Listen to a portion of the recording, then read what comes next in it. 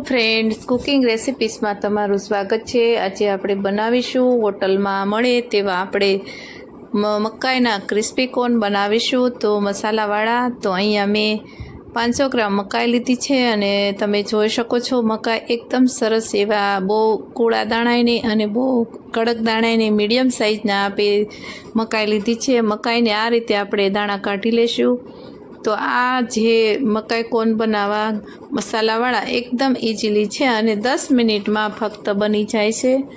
તો અમારી ચેનલમાં તમે આ નવા આવ્યા હોય, હજી સુધી ચેનલને સબસ્ક્રાઈબ ન કરી તો સબસ્ક્રાઈબ કરજો, લાઈક કરજો અને શેર કરવાનું ભૂલશો નહીં। તો આપણે બનાવીશું આજે મકાઈ કોર્ન મસાલા ચટપટા બનાવીશું અને આ કોર્ન બનાવવા એકદમ ઇઝીલી છે।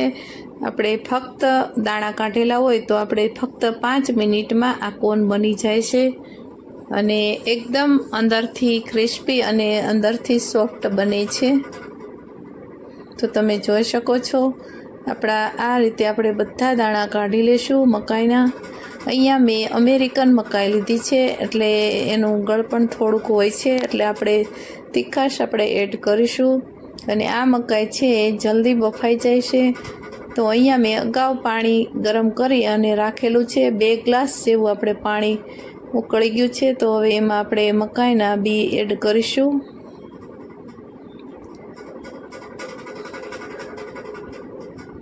હવે આપણે આ મકાઈને એડ કર્યા પછી આપણે એમાં થોડીક વાર સુધી મીડિયમની ગેસની આંચ આપણે મીડિયમ રાખીશું અને થોડીક વાર સુધી આપણે એને થવા દઈશું, 5 મિનિટ જેવું, અને આ રીતે હલાવશું અને ઉપરથી આપણે સ્વાદ પ્રમાણે આપણે મીઠું એડ કરીશું, નમક।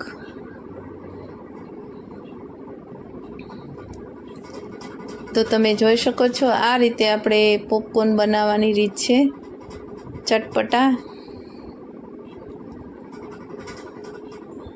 હવે આપણે 5 મિનિટ સુધી થવા દેશું, ત્યાં સુધી આપણે આ લીલા ધાણા છે તેને કટિંગ કરી લેશું, લીલા મરચાં, અને આ બધું નાખવાથી એકદમ આપણા મકાઈ કોર્ન ક્રિસ્પી અને ચટપટા ચાટ જેવા બને છે અને બહુ ટેસ્ટી બને છે। તમે ક્યારે ન બનાવે તો જરૂરથી ટ્રાય કરજો અને મને કોમેન્ટમાં કહેજો કે તમે કઈ રીતે બનાવો છો। તો આપણે એક બાઉલમાં આ લીલા ધાણા છે તેને એડ કરી દઈશું। હવે તમે જોઈ શકો છો આપણું પાણી ઉકળી ગયું છે અને આપણી મકાઈનો કલર પણ ચેન્જ થઈ ગયો છે, એકદમ યલો કલર થઈ ગયો છે। અને હવે આપણે ગેસની આંચ આપણે બંધ કરી દઈશું અને કોર્નને આપણે જાળીવાળા વાસણમાં આપણે આ રીતે પાણી કાઢી લઈશું।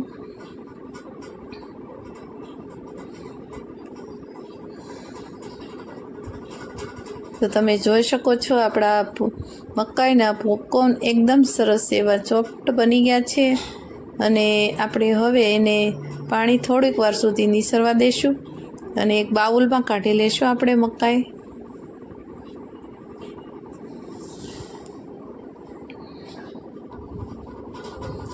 હવે આપણે એમાં મસાલા એડ કરીશું બધા।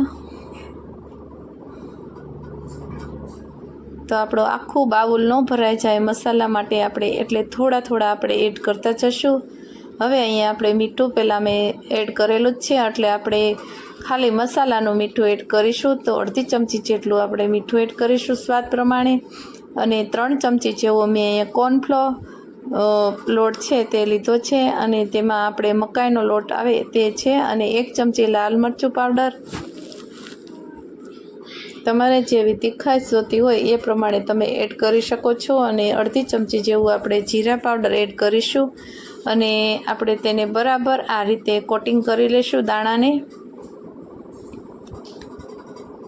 તમે આ દાણા છે તેને તમારે ડ્રાય લાગે તો થોડાક આપણે પાણીના ટીપા એડ કરતા જઈશું અને મિક્સ કરી લઈશું બરાબર।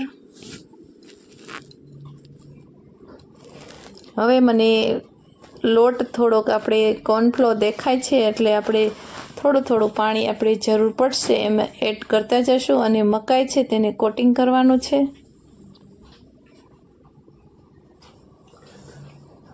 તમે આ રીતે પણ કોટિંગ કરી શકો છો અને સ્પૂનની મદદથી પણ 2 રીતે તમે કરી શકો છો। તો હજી મને ડ્રાય લાગે છે લોટ, એટલે હવે થોડુંક એવું આપણે પાણી એડ કરીશું। વધારે પાણી એડ કરવાથી એકદમ લોટ છે એ ઢીલો થઈ જશે અને ક્રિસ્પી નહીં બને, એટલે થોડાક આપણે કોટિંગ થાય ત્યાં સુધી જ આપણે પાણી એડ કરવાનું છે.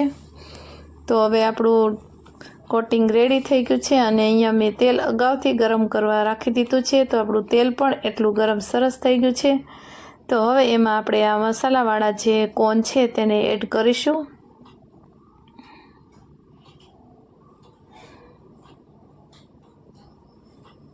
અને ગેસની આંચ આપણે અહીંયા લો રાખીશું, કેમ કે અંદરથી સોફ્ટ અને ઉપરથી ક્રિસ્પી થાય ત્યાં સુધી આપણે 3 મિનિટ સુધી આપણે એને થવા દઈશું આ રીતે. તો આપણા કોન એકદમ સરસ એવા બનશે અને તમે ક્યારે ન બનાવે તો બનાવજો, કેમ કે મકાઈ છે તે 12 માસ આપણે માર્કેટમાં મળે છે અને આ ઇઝીલી સાવ સહેલી રીત છે. અને તમે પહેલી વાર બનાવતા હોય તો પણ સરસ એટલા બને છે આ કોન. બાળકોને લંચ બોક્સમાં અથવા તો નાસ્તામાં પણ તમે આ ખાઈ શકો એટલા સરસ આ મકાઈ કોન બન્યા છે. તમે જોઈ શકો છો કેટલા સરસ આપણા કોન ક્રિસ્પી બની અને રેડી થઈ ગયા છે. તો આ રીતે આપણે સાતળી લઈશું. 3-4 મિનિટ જેવા આપણે ક્રિસ્પી થાય ત્યારે આપણે કાઢી લેવાના છે.